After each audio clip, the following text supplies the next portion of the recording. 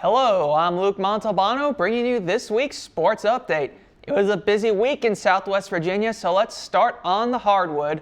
The women's basketball team entered this year's ODAC tournament as the top overall seed and played the University of Lynchburg in the quarterfinals. Some good ball movement early leads to a wide open Peyton Williams three-pointer. Williams finishes the game with 13 points and 11 rebounds. On the next play for Lynchburg, Abby Ovlicek scores on an easy layup. She would finish the contest with 13 points. Emory Faithful is certainly getting into this game. And then on the next play, Kylie Cooper will pop a three-pointer from the top of the key, and it is nothing but nylon. EHC Faithful is loving it. The whole crowd who traveled up to Salem certainly loving what they're seeing from the Wasps as they would win their quarterfinal matchup 61-57. And then in the semifinal matchup, it would be a rematch of the 2018 ODAC title game against Randolph-Macon College. Early on, Kara Stafford finds Sydney McKinney for a layup. McKinney would finish the contest with 30 points and 12 rebounds. And then on a ensuing possession, Michael Ross from Randolph-Macon will hit a three-pointer. Ross would finish the contest with 27 points. And then Sydney McKinney would then find Elizabeth Jones on the fast break for the layup. And there will be 2 more points for the Wasps. And then on a following possession for Randy Mack, the ODAC Player of the Year, Kelly Williams, will hit a three to finish with 24 points and 14 rebounds. Randolph-Macon will win the contest 72-68. And then the baseball team would host Fredonia College and a doubleheader. Coach McCall firing up his team early.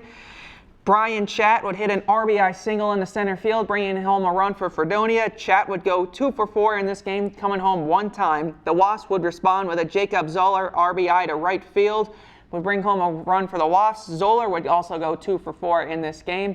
And then on a falling at-bat for Emory and Henry, Caleb Haynes would hit a dribbler to third base, which would be bobbled by the third baseman, bringing home another run for the Wasps. And then later on in that game, Fredonia would score on another hit as a blooper to right field, as the right fielder couldn't get to that in time. And then there was an RBI double from Russell Mestreya. And then Caleb Wallace would follow that with a sacrifice to first base as he would bring home a run. The Wasps would split both games by final scores of 8-5 and 8-5. And then moving on to the softball team, they welcomed in Meredith College from Raleigh, North Carolina on a doubleheader Saturday. Leanne Toller would get things started with an RBI to center field, bringing home 2 runs. The runs were certainly coming in on Sunday for the softball team. Following that would be Haley Mintz as she would get her first career home run to center field. Mintz is having a great start to the season, batting at .333 with a slugging percentage of .316. Following that at bat, Allison Stedman would also get her first career home run, bringing home a few runs. Coach Forrester is fired up. The whole team is fired up. The Wasps would take both games by final scores of 8-0 and 9-1. For the second consecutive season, the women's basketball team did not receive an at-large bid into the NCAA tournament. The Wasps finished the season 22-5 and 15-3 in ODAC play and recorded a signature win in the beginning of the season against 13th nationally ranked Oglethorpe University.